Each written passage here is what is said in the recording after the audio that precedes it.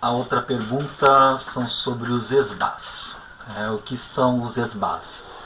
Os esbás eram reuniões e celebrações que poderiam ser feitas em grupos ou solitários, ou como praticantes solitários. Na primeira noite da lua cheia, eram-se comemorados os esbás. A origem da palavra esbá vem do francês esbat, que significa divertir-se, alegrar-se. Então, a bruxa ou o bruxo praticante da antiga religião, na primeira noite da lua cheia, geralmente eles iam para uma floresta, uma clareira, eles acendiam uma fogueira e eles dançavam em volta da fogueira e procuravam atrair a magia da lua, que se chamava puxar a lua para baixo. A lua representa a deusa, a grande mãe, o lado feminino, e antigamente se seguia o calendário lunar, que eram de 13 meses de 28 dias. E as mulheres, como sempre foram mais sensíveis, elas perceberam que o ciclo menstrual ele tinha 28 dias.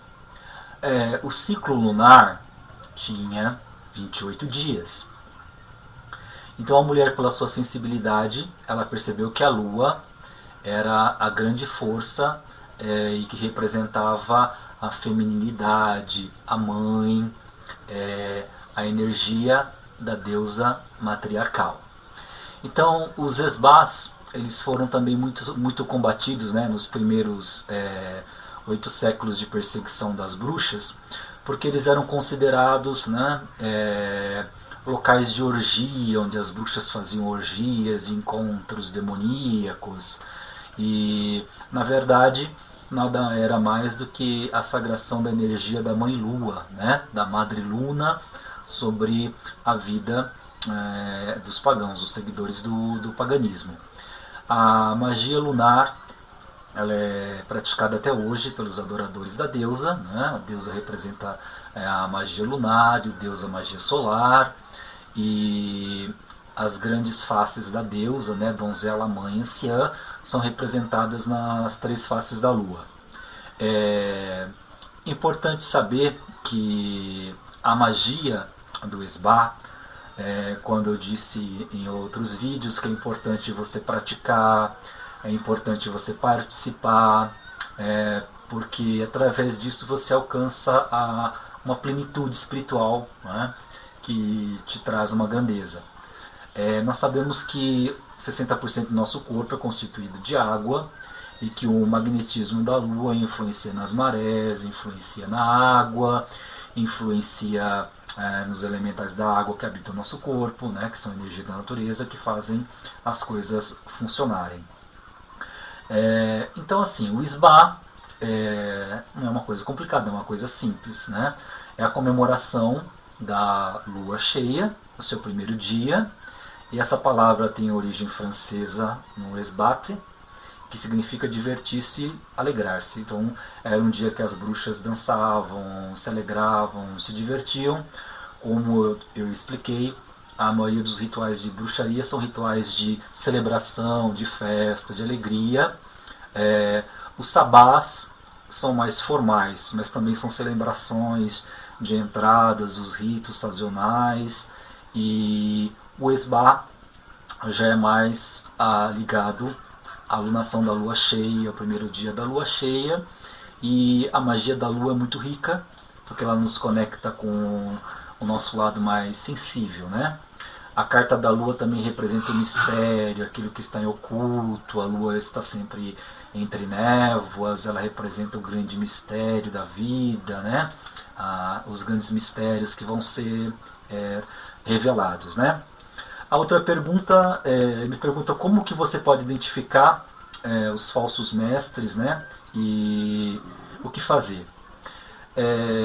Hoje em dia, como antigamente também, mas hoje a gente tem visto um pouco mais isso, existem pessoas que se levantam como grandes mestres, né?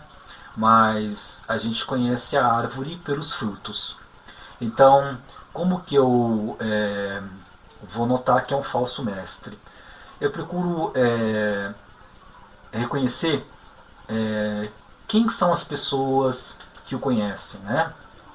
Quais eventos ele já participou, né? Qual a história, de onde vem, conhecido, não é conhecido, o que ele fala tem coerência, não tem coerência. Então, existem pessoas hoje que criam as mais mirabolantes formas de religiosidade, né? Na brincadeira lá no Espiral das Bacantes, a gente tem o troféu Boçalidade Pagã, e a gente tem visto publicações assim absurdas de pessoas que criam religiões, ritos. É uma coisa que a gente está até brincando com isso. Mas um sacerdote verdadeiro, eu digo que a mentira, ela nunca permanece.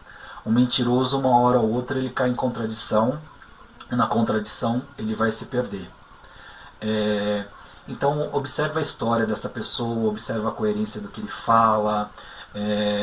Tem muita gente que vai chegar para você e falar assim: olha, meu avô era um grande bruxo celta, porque eu aprendi essa tradição não sei aonde, não sei daqui.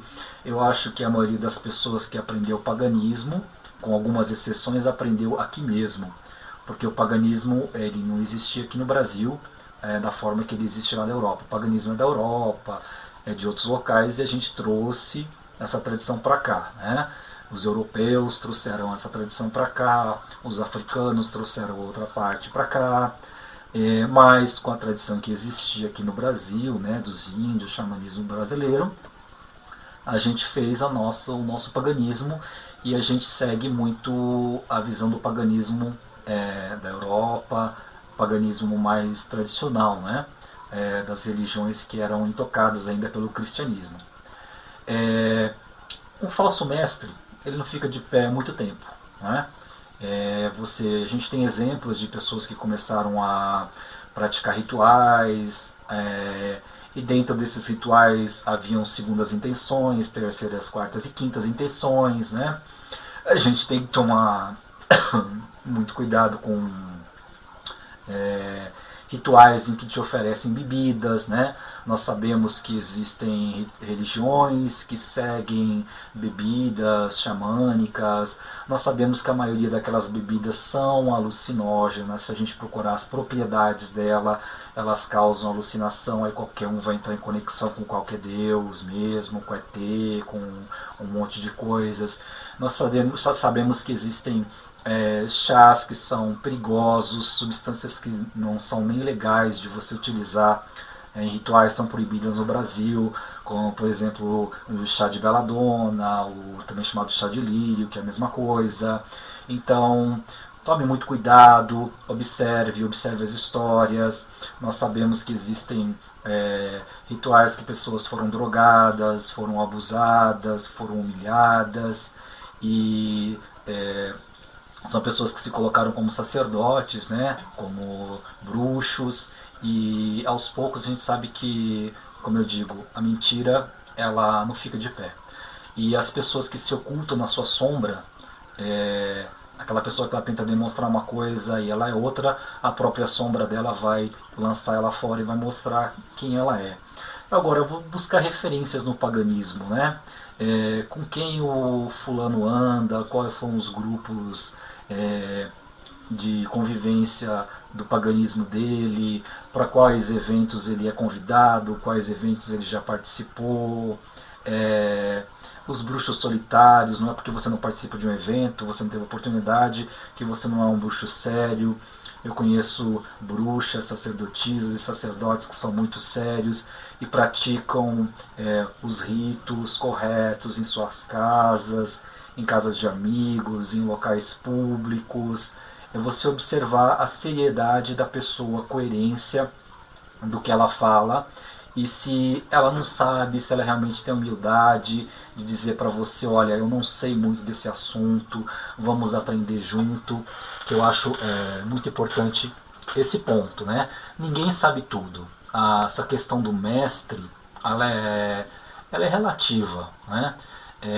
A gente nomeia de mestre o professor, aquele que está te ensinando, aquele que sabe um pouquinho mais, mas na verdade todos nós somos aprendizes, né? A questão do mestre, ela como eu disse, é difícil de você apontar realmente um mestre. Eu acho que para você, a gente antigamente chamava de mestre os professores, né? A gente tinha muito respeito pelos professores na escola mesmo, uma coisa que hoje infelizmente não existe mais. O professor é desrespeitado, é agredido e a gente vê tradições, por exemplo, como no Japão, a única pessoa que não precisa se curvar diante do imperador é o professor, né? Porque ele que forma a instrução de todas as pessoas. Então é o único cidadão que não precisa se curvar diante do imperador. Então eu acho isso uma questão muito bonita de você ter o respeito pelo mestre. Né? Essa questão do mestre, ela não quer dizer que aquela pessoa é hiper sábio, né? Que ela é um mega hiper desenvolvido sacerdote, como a gente brinca, mas ela é uma pessoa que ela tem um pouco mais de tempo de estudo, um pouco mais de tempo de dedicação, de paganismo, ela tem uma história de vida um pouco maior, e a gente pode ter certeza de que experiência conta muito, o vivenciar é diferente, né? Muitas vezes a gente acha que sabe tudo e você pode até saber na teoria, mas na prática ela é diferente. A prática a gente diz que é o vivenciar, né? O dia a dia ele te diz sobre aquela situação. Muitas vezes a pessoa te alerta sobre uma situação. Fulano, tal situação é dessa forma. Aí você diz, mas eu já sei. Mas a pessoa está te alertando para te evitar algum problema, alguma dificuldade, mas você vai e faz. Depois que você realmente sente, né, na sua pele que aquela coisa, aquela situação realmente ela é bem mais do que a teoria, aí você aprende que isso é o vivenciar, né? Diferente de você saber. A gente sabe muita coisa, mas às vezes a gente só aprende depois que a gente passa por aquela situação que a gente chama de vivência. Observar os mestres que têm vivência, observar o que ele fala, observar como ele respeita e como ele é respeitado, não é? Se o teu mestre não te respeita, ele dificilmente vai ser respeitado. Então a gente tem que observar essa situação do mestre. Nem todo mundo ainda tem literatura, publicações, mas dá para você observar pelo carisma que as pessoas trazem, pela seriedade como que elas falam, como elas agem, né? A indicação delas dentro do paganismo é muito importante, né? E essa pergunta, né? Como identificar falsos mestres pelo caminho, eu acho que você tem que observar muito, né? Pela árvore você conhece o fruto, né? Então uma árvore boa, difícil ela vai dar um fruto ruim, assim como uma árvore ruim vai dar um fruto bom. Observa o que está saindo daquela árvore, né? A gente tem o exemplo da árvore da vida. A árvore da vida é um simbolismo muito grande. Então vamos imaginar que a gente está na árvore da vida, como a árvore é um símbolo de vida, de família, de consciências, né? Nós temos a árvore do Yggdrasil, da tradição nórdica, nós temos a árvore da Cabala, a árvore da vida. A árvore ela representa o lugar de onde você vem. Então teu mestre, ele é a tua árvore.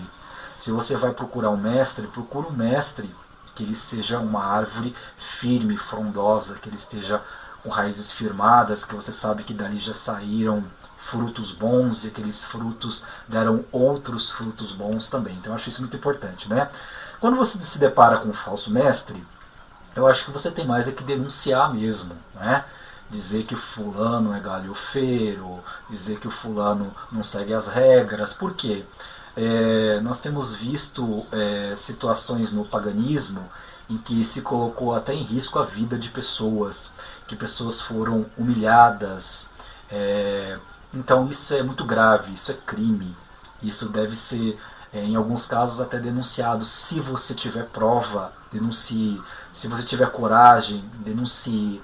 Porque assim, se você passou uma situação difícil, não deseje que o outro também passe e de inocente nessa história.